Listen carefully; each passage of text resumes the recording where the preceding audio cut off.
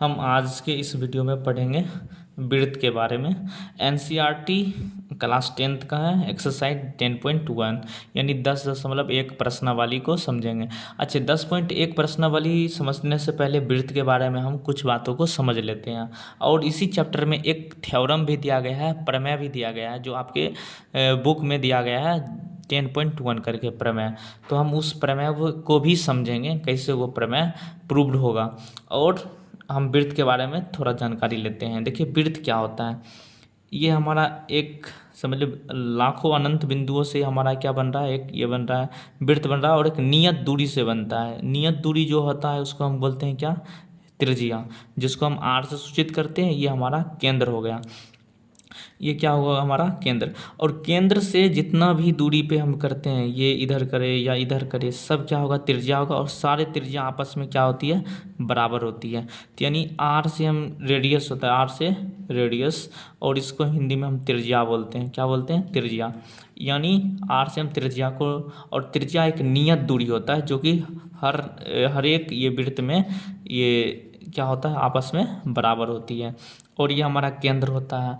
और एक हम और चीज़ समझते हैं, इसका व्यास क्या होता है। देखिए, ये हमारा क्या होता है, व्यास हमारा क्या होता है, केंद्र से गुजरती है। क्या केंद्र से गुजरती है, ये एक जीवा गुजरती है, जीवा। अच्छा, उससे पहले हम जीवा पढ़ लेते हैं। जीवा क्या होता है, तो जीवा होता है क्या, हम एक छोर से दूसरे छोर से ये हम क्या कर रहे हैं, यहाँ पे टच किए, तो ये हमारा एक जीवा हो गया। ये भी हमारा जीवा हो गया, ये भी हमारा जीवा, ये भी जीवा, और ये भी जीवा, और ये भी जीवा, और एक हमारा ये केंद्र ये है, और ये भी जीवा। अच्छा, आप एक चीज़ बताइए, हम यहाँ से जीवा शुरू किए थे, यहाँ जीवा, यहाँ जीवा, यहाँ जीवा, सबसे बड़ा जीवा कहाँ मिल रहा है, जो केंद्र से गुजर रही है। तो यही होता है व्यास। हम किसको बोलते हैं, केंद्र से गुजरने वाली, केंद्र से गुजरने वाली सबसे बड़ी जीवा। यानी कहाँ से गुजरती है, केंद्र से, केंद्र से गुजरने वाली सबसे बड़ी जीवा क्या होती है, सबसे बड़ी जीवा। सबसे बड़ी जीवा को क्या बोलते हैं, व्यास बोलते हैं। ठीक है। अच्छा, एक चीज़ बताइए, जो हमारा व्यास हुआ, ये इधर हम मानिए केंद्र है, केंद्र से इधर एक त्रिज्या आर हुआ, अब फिर यहाँ से यहाँ तक त्रिज्या आर हुआ, तो यानी यहाँ से यही तो हमारा व्यास होता था। यानी व्यास में कितना त्रिज्या आ रहा है, 2 त्रिज्या आ रहा है। यानी हम क्या लिख सकते हैं, व्यास बराबर 2 त्रिज्या, यानी 2 गुना त्रिज्या 2r। और व्यास को हम सूचित करते हैं d से, और d इक्वल टू क्या हो जाता है, 2r। यहाँ से d इक्वल टू 2r निकल गया। अगर मानिए हमको त्रिज्या ही निकालना है, ये दोनों गुना में है, तो यानी r बराबर ये 2 इधर भाग हो जाएगा, d/2। यहाँ से ये भी फॉर्मूला निकल गया। चलिए, तो आप ये बेसिक जानकारी होता है, ये हम चैप्टर पढ़ने से पहले आपको बता रहे हैं। अब हमको ये चैप्टर में ये सब पढ़ना है नहीं, ये तो हमारा ज्यामिति का हो जाएगा, ज्योमेट्री में चला जाएगा, बट आपको ये बेसिक जानकारी के लिए बता रहे हैं। अब देखिए, हमको इस चैप्टर में पढ़ना क्या है। जैसे देखिए, ये हमारा क्या है, हमारा एक वृत्त है, ये हमारा केंद्र है, और ये हमारा एक त्रिज्या है। अब हमको पढ़ना क्या है, एक चीज़ बताइए, इसके बगल में एक ऐसे लाइन गुजर गया, लाइन का ये ए और ये बी है, तो यानी ये वृत्त को कुछ टच नहीं कर रहा है, छू भी नहीं रहा है, ना ही इसको प्रतिच्छेद कर रहा है, कुछ भी नहीं कर रहा है। तो इसको क्या हम बोलेंगे, इस रेखा को अप्रतिच्छेदी रेखा बोलते हैं। क्या बोलते हैं इसको, अप्रतिच्छेदी रेखा। ये टच भी नहीं कर रहा है, ना इसको छू रहा है, ना ही ये कहीं पे प्रतिच्छेद। ये हमारा हो गया अप्रतिच्छेदी रेखा हो गया। हमको यही सब पढ़ना है, ठीक है, इस चैप्टर में। चलिए, ये तो आपको बेसिक नॉलेज बता दिए, अप्रतिच्छेद रेखा हो गया। अच्छा, मानिए एक हमारा वृत्त है, और यहाँ से इधर एक गुजर गया रेखा, तो ये रेखा का नाम ए और बी दे दिए, यहाँ पे हमारा केंद्र हुआ है। तो ए बी रेखा क्या हो जाएगा, ये हमारा छेदक रेखा हो जाएगा। कौन सा रेखा हो जाएगा, छेदक रेखा। अगर जो भी मतलब वृत्त को एक भाग से दूसरे भाग से निकल रही है, छेद करके, मतलब प्रतिच्छेद कर रही है 2 बिंदुओं पे, तो ये हमारा कौन सा रेखा हो जाएगा, छेदक रेखा। छेदक रेखा कितना मतलब प्रतिच्छेद कर रही है 2 बिंदु पे, एक यहाँ और यहाँ 2 बिंदु पे कर रही है, याद रखना है। चलिए, छेदक रेखा हो गया। अब हम एक और रेखा के बारे में पढ़ते हैं, जिसको बोलते हैं स्पर्श रेखा, और इसी से चैप्टर हमारा रिलेटेड है। देखिए, ये हमारा क्या हो गया, ये हमारा वृत्त है ना, तो ये हमारा केंद्र है, केंद्र ओ मान लेते हैं। अब देखिए, ये हमारा लाखों बिंदु से बना हुआ है। अब एक बिंदु पे ये टच करके निकल गया, ये रेखा का नाम एक्स और वाई दे दिए। और यहाँ एक बिंदु पे ये उभयनिष्ठ बिंदु हुआ, यानी रेखा भी तो बिंदु से बना है और ये भी हमारा बिंदु से बना है। तो एक बिंदु यहाँ पे ऐसा मिल रहा है जो कि ऐसा बिंदु है जो वृत्त का भी बिंदु है और इसका भी बिंदु है, जो जो दोनों में बिंदु है उसको बोलते हैं उभयनिष्ठ बिंदु। क्या बोलते हैं इसको? उभयनिष्ठ बिंदु। इस बिंदु का नाम क्या रखेंगे? उभयनिष्ठ बिंदु। उभयनिष्ठ बिंदु। अच्छा, जो भी हमारा उभयनिष्ठ बिंदु होती है उस यहाँ पे इसको क्या बोलते हैं? स्पर्श बिंदु बोलते हैं। क्या बोलेंगे? स्पर्श बिंदु। जहाँ पे ये बिंदु मतलब मीट रही है दोनों बिंदु आपस में, उसी को बोलते हैं स्पर्श बिंदु। और ये जो हमारा रेखा स्पर्श बिंदु जा रही है इसको बोलते हैं स्पर्श रेखा, यानी एक्स वाई जो है इसको हम बोल देंगे स्पर्श रेखा। ये कौन सा रेखा हो गया? हमारा स्पर्श रेखा हो गया। अब चलिए देखिए क्या है, स्पर्श रेखा हो गया। अब दूसरा आपसे हम एक क्वेश्चन पूछते हैं, स्पर्श रेखा वृत्त के कितने बिंदु पर प्रतिच्छेद कर रही है? बताइए तो एक बिंदु पर प्रतिच्छेद की, एक ही बिंदु है ना, तो यानी एक स्पर्श रेखा वृत्त के कितने बिंदु पर प्रतिच्छेद करती है? एक बिंदु पर प्रतिच्छेद करती है। समझ आया? चलिए अब हम नेक्स्ट हम ना थ्योरम पढ़ते हैं। थ्योरम जो 10.1 दिया हुआ है यानी प्रमेय, वो कैसे है उसको हम प्रूव करने की कोशिश करेंगे। ठीक है, चलिए देखिए 10.1 का प्रमेय जो दिया हुआ है ना थ्योरम, ये भी आई है। ये आपको क्वेश्चन पूछ भी सकता है कि ये सिद्ध कीजिए कि कैसे ये हमारा लंब है। देखिए क्या बोल रहा है, वृत्त के किसी बिंदु पर स्पर्श रेखा, हमको कैसे प्रूव करना है ये भी यही वीडियो में हम सीखेंगे। देखिए वृत्त के किसी बिंदु पर स्पर्श रेखा, ये हमारा क्या है? वृत्त है। वृत्त के किसी बिंदु पे, ये कोई एक बिंदु है, ठीक है, और इसी बिंदु पर स्पर्श रेखा जो है, मान लेते हैं एक स्पर्श रेखा इससे गुजर रहा है। अभी आपको पता है तो स्पर्श रेखा क्या होता है यहाँ पे, तो देखिए स्पर्श रेखा है, स्पर्श रेखा से जाने वाली त्रिज्या, ये हमारा क्या होता है? केंद्र, और इसका नाम ओ रख दिए। और ये हमारा एक त्रिज्या आती है, ये क्या हमारा केंद्र से और यहाँ तक आने वाली को त्रिज्या बोलते हैं। कि त्रिज्या परलंब होती है, क्या ये 90 डिग्री होती है। यही हमको क्या करना है? प्रूव। इसका नाम एक्स और वाई है। अब प्रूव क्या करना है? यहाँ पे मान लेते हैं पी, ये बिंदु का नाम क्या है? पी। ओ पी लंब है एक्स वाई पे, यानी ओ पी लंब किस पे है? एक्स वाई पे। यही प्रूव करना होता है हमको, ओ पी लंब है एक्स वाई पे, यही है ना प्रूव करना। तो मतलब ओ पी लंब होता है एक्स वाई पे, यानी यही है हमारा प्रमेय 10.21। और ये BBI क्वेश्चन है, ये एग्जाम में पूछ भी सकता है डायरेक्ट। वृत्त के किसी बिंदु पर स्पर्श रेखा से जाने वाली त्रिज्या पर लंब होती है। वृत्त के किसी बिंदु पर स्पर्श रेखा पर जाने वाली त्रिज्या पे ये लंब होती है। तो ये यानी ओ पी लंब एक्स वाई। देखिए कैसे प्रूव करते हैं इसको। देखिए कैसे ये प्रूव होगा। तो हमको दिया गया क्या क्या दिया गया है, तो हम मान लेते हैं क्या दिया गया है? एक्स वाई का हमको स्पर्श रेखा दिया गया है। ये मानते हैं वृत्त का केंद्र, वृत्त का केंद्र क्या है दिया गया? ओ दिया गया है। तथा इसका त्रिज्या क्या? त्रिज्या आर है।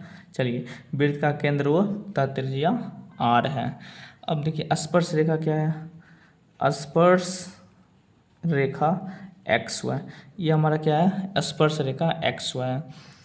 और इसका क्या है? एक्स वाई का स्पर्श बिंदु कहाँ पे है? तो स्पर्श बिंदु, स्पर्श बिंदु क्या बताए? तो उभयनिष्ठ बिंदु, जहाँ पे वृत्त का और रेखाखंड का दोनों का एक स्पर्श, यानी स्पर्श बिंदु पी है। स्पर्श बिंदु पी है।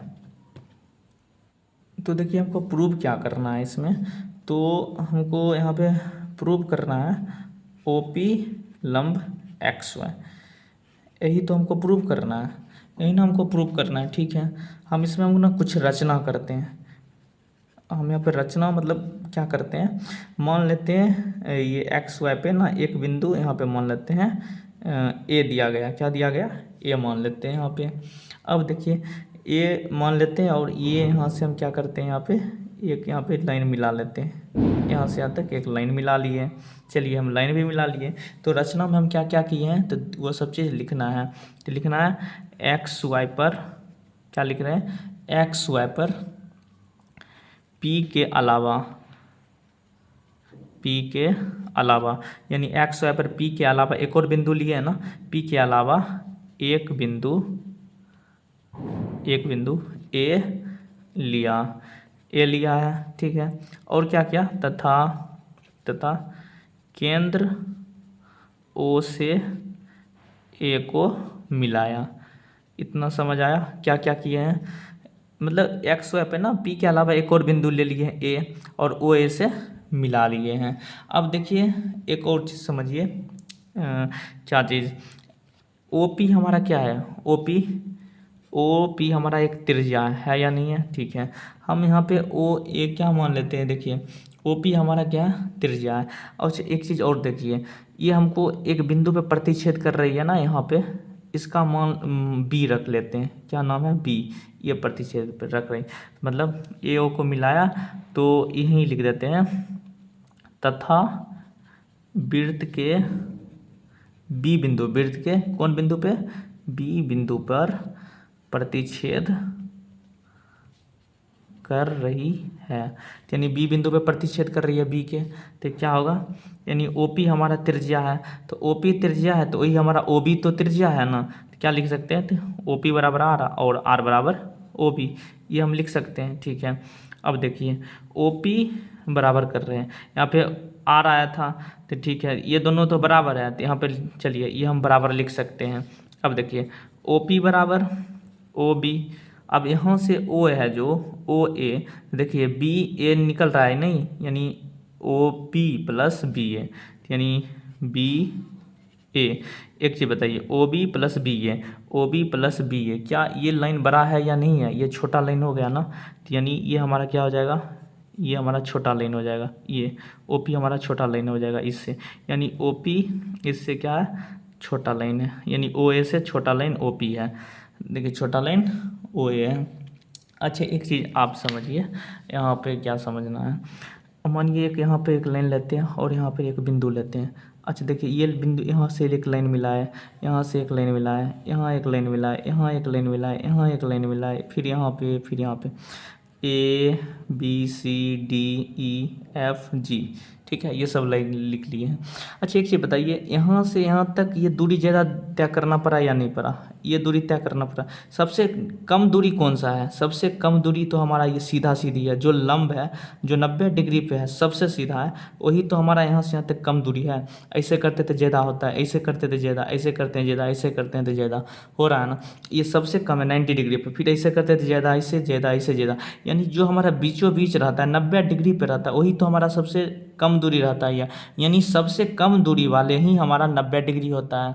और देखिए यहाँ पे तो सेम वही हो रहा है ना, यहाँ से मानिए यहाँ पे गया, ये ज़्यादा दूरी हो गया, और ओ पी हमारा छोटा हो गया, यहाँ भी ज़्यादा दूरी, ज़्यादा दूरी, ज़्यादा दूरी, अब ओ पी हमारा सबसे कम दूरी हो रहा है, तो ओ पी जब हमारा कम दूरी हो रहा है तो क्या बताए थे, जो हमारा सबसे कम दूरी होगा वही हमारा क्या हो जाएगा, वही हमारा लंब हो जाएगा। तो हम यहाँ पे क्या लिख सकते हैं, हम यहाँ पे लिख सकते हैं, हम जानते हैं कि बिंदु ओ को रेखा एक्स वाई पर स्थित बिंदु से मिलाने पर क्या होता है, मिलाने पर जो भी हमारा रेखा है सबसे छोटा है, मिलाने पर सबसे न्यूनतम मान का रेखा खंड है, सबसे न्यूनतम रेखाखंड है ना ओपी, यानी जो यह इससे इससे इससे सबसे कम दूरी कौन सा ओपी है, तो यानी जो छोटा रेखाखंड ओपी है, तो जो सबसे छोटा होगा वही हमारा लंब होगा, क्यों होगा लंब, जो 90 डिग्री पर रहता है वही सबसे न्यूनतम दूरी होता है ना। अच्छा मानिए आप यहाँ पे खड़े हैं, ठीक है, आपका यहाँ पे एक स्कूल है, ठीक है, स्कूल आपका यहाँ पे है, आपका घर यहाँ पे है, अब स्कूल मतलब समझिए यहाँ पे है, मतलब यहाँ पे स्कूल है और यहाँ पे आपका घर है, तो आप जैसे हम स्कूल से यहाँ पे आए, यहाँ से खड़े होके यहाँ पे आए, अब क्या कीजिएगा, तो यहाँ देखिए यहाँ पे यहाँ से यहाँ तक दूरी हमारा क्या होता है, कर्ण होता है ना, कर्ण दूरी सबसे ज़्यादा बड़ा होता है। अब धीरे धीरे इससे करेंगे लाइन, सबसे शॉर्टेस्ट दूरी कौन सा हो जाएगा यहाँ पे, तो यानी आप कहाँ जाना पसंद करेंगे, स्कूल या घर, तो यहाँ से क्या आप सबसे कम दूरी पे यहाँ पे आ रहा है, क्यों, क्योंकि ये हमारा 90 डिग्री होता है, क्या है 90 डिग्री, यानी जो भी 90 डिग्री पे रहता है वही सबसे न्यूनतम होता है, यानी सबसे न्यूनतम वाले कितने डिग्री पे, 90 डिग्री पे, वही हमारा लंब होता है। तो यानी सबसे न्यूनतम मान क्या होता है, ओपी है हमारा सबसे न्यूनतम मान, तो OP ही हमारा किस पे लंब हो गया, XY पे लंब हो गया।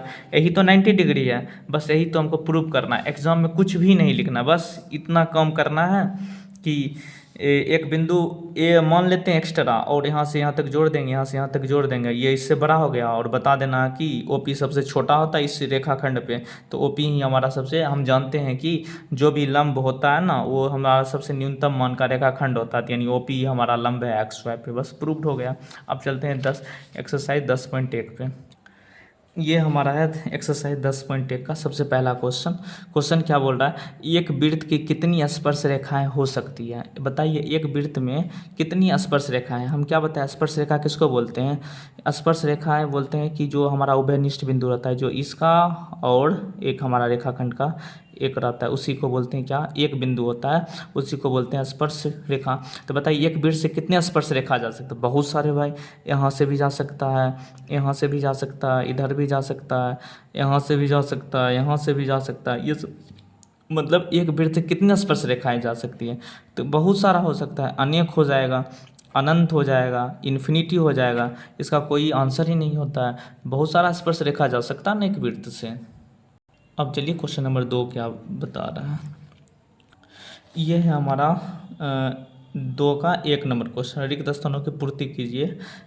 तो 2 का 1 है, क्या बता रहा है, किसी वृत्त की स्पर्श रेखाएं, मतलब वृत्त है, इसकी स्पर्श रेखा ये है, तो उसे कितने बिंदुओं पर प्रतिच्छेद करती है। कितना बिंदु पर प्रतिच्छेद करती है, 10 बार बोल चुके हैं, तो कितना होगा, एक बिंदु पर प्रतिच्छेद करती है। चलिए 2 नंबर क्वेश्चन इसका देखते हैं। देखिए 2 नंबर क्वेश्चन है, क्या बता रहा है, एक वृत्त की डैश समांतर स्पर्श रेखाएं हो सकती है। अच्छा एक वृत्त है, मान लेते हैं ये हमारा क्या है, वृत्त है। अच्छा एक रेखा ये मान लेते हैं स्पर्श रेखा है ना, स्पर्श रेखा ही बोल रहा है कि समांतर स्पर्श रेखा, तो इसके समांतर कितने हो सकते हैं, तो एक ही समांतर, इसके समांतर इतना, यानी कितना, एक रेखा ये एक रेखा, यानी क्या हो जाएगा, 2 समांतर रेखा। यानी एक वृत्त की 2 समांतर स्पर्श रेखाएं हो सकती है। इसके बाद क्या, इसके समांतर कुछ लिख सकते हो कि यहाँ पर लिखोगे क्या, ये समांतर तो हो गया लेकिन स्पर्श हुआ नहीं ना, तो ये हमारा समांतर कितना हो जाएंगे, 2, एक यहाँ एक यहाँ, यानी 2 स्पर्श रेखा। देखिए क्वेश्चन नंबर 3 था, नंबरिंग में गलती हो गया था, क्वेश्चन नंबर 3 था। देखिए क्वेश्चन नंबर 4 क्या बोल रहा है, वृत्त तथा उसकी स्पर्श रेखा के उभयनिष्ठ बिंदु के, यानी वृत्त हो गया तथा इसके उभयनिष्ठ बिंदु, हम बताए थे ना उभयनिष्ठ बिंदु तो क्या बोलते हैं, स्पर्श बिंदु। देखिए इधर बताए थे कि नहीं बताए थे, कहाँ गया वो क्वेश्चन आपका, वो फर्स्ट पेज पे था। तो हम क्या बताए थे आपको, उभयनिष्ठ बिंदु क्या होता है हमारा, स्पर्श बिंदु, क्या हो जाएगा इसका, स्पर्श बिंदु। ठीक है, अब देखिए 2 नंबर क्वेश्चन है, 2 का 2, वृत्त के 2 बिंदुओं से प्रतिच्छेद करने वाली रेखा को क्या बोलते हैं, ये भी बताए थे। वृत्त के 2 बिंदुओं पर प्रतिच्छेद करने वाली, यहाँ पे एक प्रतिच्छेद, यहाँ पे, इसको क्या बोलते हैं, छेदक रेखा बोलते हैं। ये बताए थे ना छेदक रेखा क्या होता है। देखिए ये क्या बताए थे आपको, छेदक रेखा बताया ना, 2 बिंदु पर प्रतिच्छेद करती है, बैक करके आप वीडियो देख सकते हैं। उभयनिष्ठ बिंदु किसको बोलते हैं, ये उभयनिष्ठ बिंदु था, इसी को बोलते हैं स्पर्श बिंदु। सेम देखिए पढ़ाया हुआ से 2 क्वेश्चन यहाँ बुक में दे दिया गया है कि 2 बिंदु से प्रतिच्छेद करने वाली रेखा को छेदक बोलते हैं, और वृत्त तथा उसके स्पर्श रेखा को उभयनिष्ठ बिंदु का स्पर्श बिंदु कहते हैं। चलिए अब चलते हैं क्वेश्चन नंबर 3 पे। ये है क्वेश्चन नंबर 3, क्या बता रहा है, 5 सेंटीमीटर त्रिज्या वाले एक वृत्त के बिंदु P पर, यानी ये हम और मान लेते हैं ये 5 सेंटीमीटर त्रिज्या है, ठीक है, 5 सेंटीमीटर त्रिज्या वाले एक वृत्त के बिंदु P पर, यानी बिंदु P यहाँ पे मान लेते हैं, बिंदु P पर स्पर्श रेखा, तो स्पर्श रेखा ये कैसे गुजर गई, ठीक है, तो स्पर्श रेखा PQ केंद्र से O से जाने वाली, यानी P स्पर्श रेखा का ये मान लेते हैं Q, ये हमारा PQ क्या है, स्पर्श रेखा है। तो ये ऐसे मान ले जाने वाली रेखा बिंदु Q पर इस प्रकार मिलती है कि OQ बराबर 12 सेंटीमीटर, यानी O से लेकर Q तक, OQ कितना 12 सेंटीमीटर, यहाँ से यहाँ तक है, तो PQ की लंबाई यहाँ से यहाँ तक। एक चीज़ बताए, पाइथागोरस सब पर में पढ़ चुके होंगे, पाइथागोरस पर में क्या होता है, ये हमारा 90 डिग्री होता है, ये हमारा लंब होता है, ये हमारा आधार होता है, ये कर्ण होता है, ये कर्ण हमारा दिया गया और लंब भी दिया गया, यानी आधार पूछ रहा है। तो आधार बराबर क्या होगा, कर्ण स्क्वायर माइनस ये लंब स्क्वायर अंडर रूट हो जाएगा। तो कर्ण स्क्वायर क्या होगा हमारा, 12 स्क्वायर माइनस लंब स्क्वायर 5 स्क्वायर, यानी अंडर रूट 12 का स्क्वायर 144 माइनस 25, यानी रूट अंडर 119 सेंटीमीटर, ये हमारा हो जाएगा। अब देखिए क्या होता है पाइथागोरस प्रमेय, ये हमारा लंब होता है, ये कर्ण होता है, ये हमारा आधार होता है। तो पाइथागोरस प्रमेय क्या बोलते हैं, लंब स्क्वायर प्लस आधार स्क्वायर बराबर कर्ण का स्क्वायर। तो हमारा कर्ण का स्क्वायर, यहाँ पे हम क्या निकाल रहे थे, यहाँ पे आधार निकाल रहे हैं। आधार यहीं पे छोड़ दिए, ये प्लस में तो इधर चल गया, तो कर्ण स्क्वायर माइनस लंबे स्क्वायर, आधार स्क्वायर था तो रूट अंडर कर गया, तो रूट अंडर ये फार्मूला बन गया, कितना है, रूट अंडर 119 सेंटीमीटर। ये है 10.1 का सबसे लास्ट क्वेश्चन। क्या बोल रहा है, एक वृत्त खींचिए, ठीक है, एक वृत्त खींचिए एक ही दी गई रेखा के समांतर। बोल रहा है एक दी गई रेखा के समांतर, मान लेते हैं हमारा रेखा ये दिया गया है ए और बी, ये हमारा रेखा है, दी गई समांतर दो ऐसी रेखा खींचिए, मतलब कितना रेखा खींचना है, दो रेखा, तो दो रेखा को खींचना है। एक दी गई ये वृत्त है, वृत्त खींच दिए, और एक रेखा ए बी दिया गया है, तो बोल रहा है दो ऐसी रेखा खींचिए जिनमें से एक स्पर्श रेखा हो, इसके स्पर्श रेखा हो, देखिए समांतर खींचना है, यानी ए बी के समांतर मान लेते हैं ऐसे, ये हमारा एक्स और वाई हो गया, ये रेखा खींच दिए एक्स वाई, इसी के समांतर दी गई रेखा के समांतर हो गया, और ये स्पर्श रेखा भी हो गया एक्स वाई हमारा। अब बोल रहा है एक हो गया, दूसरी रेखा, एक स्पर्श रेखा तथा दूसरी छेदक हो, लीजिए बीच से एक छेदक रेखा गुजार दिए, ये हमारा ए बी हो गया। तब लिख दीजिए, सॉरी ए बी तो दिया गया है, यहाँ पर पी क्यू मान लीजिए, यानी हमारा पी क्यू हो गया छेदक रेखा, और एक्स वाई हो गया हमारा स्पर्श रेखा, स्पर्श रेखा, और ए बी हो गया दी गई रेखा, ये दी गई रेखा था, तो इसके समांतर दो रेखा खींचना था, एक हमको स्पर्श रेखा खींचना था, और एक ये हमारा छेदक रेखा। इस प्रकार से 10.1 चैप्टर कंप्लीट हो जाता है। नेक्स्ट वीडियो 10.2 के लिए आप लोग सब्सक्राइब कीजिए और लाइक एंड शेयर कीजिए।